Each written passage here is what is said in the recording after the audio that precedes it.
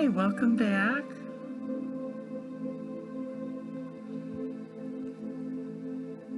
It's so good to be with you. I wanted to spend a couple minutes talking about this crazy,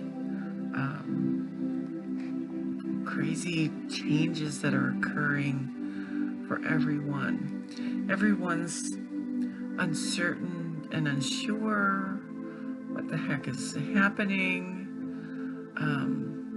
So that led me to wanting to just talk for a couple minutes about change. So change is difficult, right? It engages the amygdala, the oldest part of our brain. That's the region where fight or flight gets ignited. We are creatures of habit. We find comfort in our habits. Big change calls into question our beliefs about ourselves, the people we're in relationship with, and even about the lives that we've created and the processes that we've grown to feel safe and comforted with.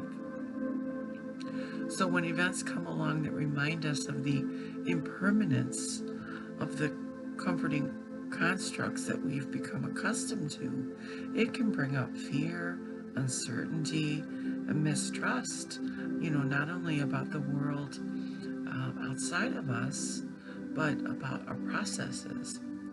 And these emotions engage the amygdala instantly. And once the amygdala gets engaged, the whole nervous system jumps in, activates. Heart rate is impacted, breathing, anxiety levels go up. So it's important, especially right now, for us to understand that what we've been experiencing, all of this spiritual growth that we've been in the process of doing, all of the healing work, yes, is for the ability to be able to experience our inner and outer worlds with clear awareness and with an open heart, and without creating an ego story about what's occurring and why. So understanding that we're not being punished when these times come, when changes come. Our sense of self, when it comes from ego and not from source, is internal, but it's also projected outward onto other people. We project it into the world around us. And so when these changes come in the externalized projections of ourselves, then the changes in the world can trigger the feeling that our identity is not what we thought it was, or it's even falling apart. So this is why you hear me say all the time, who you are does not reside in any belief system. You will own this when you cease to believe in the illusion you have created about yourself.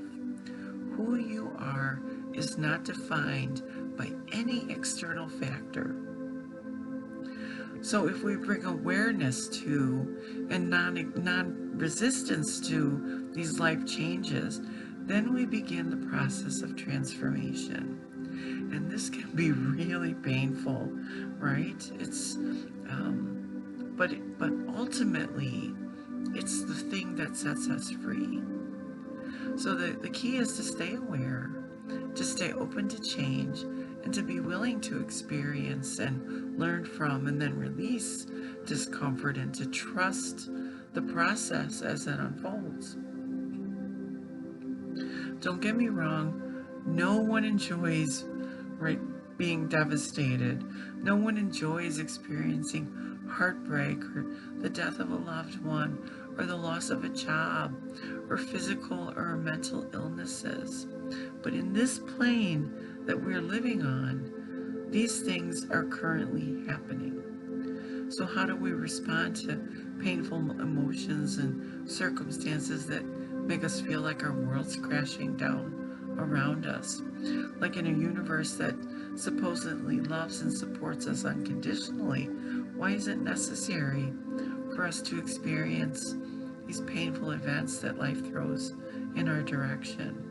And how do we reconcile the fact that the universe loves us unconditionally, yet throws us into the depths of despair occasionally? And the answer is, we comprehend on a spiritual level that it is possible that this falling apart is actually an event that needs to occur as an instrument of things to come together, and not as a form of punishment for having made bad or wrong or silly choices, or of feeling unworthy, and therefore not being deserving of things that we can find comfort and routines that we can trust in not changing. So during times of despair, many of us, we look for places to direct our anger. We may blame ourselves for the choices that we've made, or, we'll blame other people for how they've treated us or the situations that they've gotten us into as far as our perceptions go. Or even like source, people blame their source for making them go through things that they didn't want to go through. So it's important to remember that the universe is interested in two main things that often require us to experience like a lower vibration or negative emotion that are brought up by things falling apart. And that is realignment with unconditional love for ourselves and realignment with our higher power.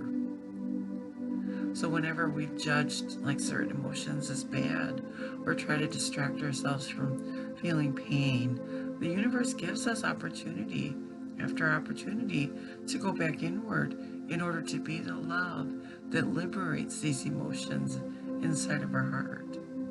And, it knocks, and then it knocks a little louder, and we ignore, and it knocks a little louder. And eventually we got to answer it because, gosh, something just blew the door down. So it's really important to start taking these opportunities in times such as these to look within and to think about how unconditional love toward these situations, how that looks, what that feels like, and start practicing it.